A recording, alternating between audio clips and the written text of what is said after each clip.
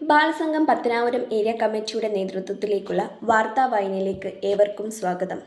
ഇന്നത്തെ വാർത്തകൾ വായിക്കുന്നത് ബാലസംഘം പത്തനാപുരം ഏരിയ സെക്രട്ടറി ശിവഗംഗ. വാർത്തകളിലേക്ക്. പത്തനാപുരത്ത് ബാലസംഘം അംഗത്വ ക്യാമ്പയിന് ആവേശകരമായി മുന്നേറുന്നു. ശബരിമലയിൽ വൻ തിരക്ക്.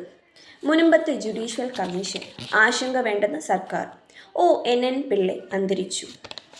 4 വർഷ ബിരുദ പരീക്ഷാ ഫീസ് ഘടന പുനഃപരിശോധനയിലേക്ക്. വാർത്തകൾ വിശദമായി. പത്തനാപുരത്ത് ബാലസംഘം അംഗത്വ ക്യാമ്പയിൻ ആവേശകരമായി മുന്നേറുന്നു. പത്തനാപുരം. കുട്ടികളിൽ ആവേശം നിറച്ചുകൊണ്ട് ബാലസംഘം പത്തനാപുരം അംഗത്വ ക്യാമ്പയിൻ മുന്നേറുന്നു. ഏരിയ തല ഉദ്ഘാടനം തലവൂർ വില്ലേജിലെ വട്ടപ്പാറ യൂണിറ്റിൽ area secretary Kumari Sivaganga miniature വർക്കിൽ ഇന്ത്യ ബുക്ക് ഓഫ് അവാർഡ് ജേതാവായ ഇൻഫന്റ് പിയോയ്ക്ക് നൽകി നിർവഹിച്ചു. ശബരിമലയിൽ വൻ തിരക്ക്. ശബരിമലയിൽ 10,000 കടന്ന് സ്പോട്ട് ബുക്കിംഗ്. 6 മണിവരെ ദർശനം നടത്തിയത് 69,000 തീർത്ഥാടകർ. മുനമ്പത്ത് ജുഡീഷ്യൽ കമ്മീഷൻ. മുനമ്പം വഖഫ് ഭൂമി പ്രശ്നം.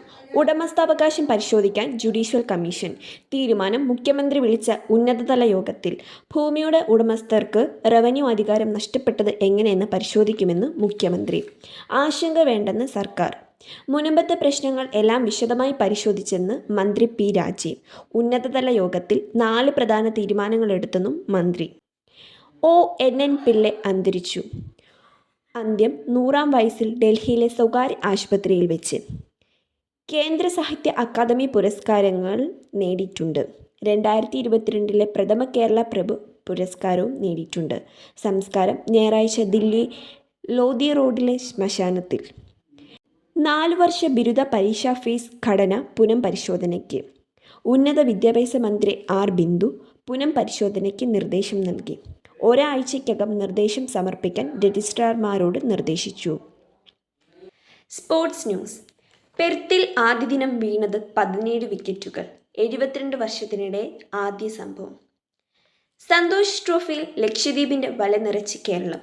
ജയം എതിരില്ലാതെ 10 ഗോളിന്. വാർത്തകൾ വിശദമായി.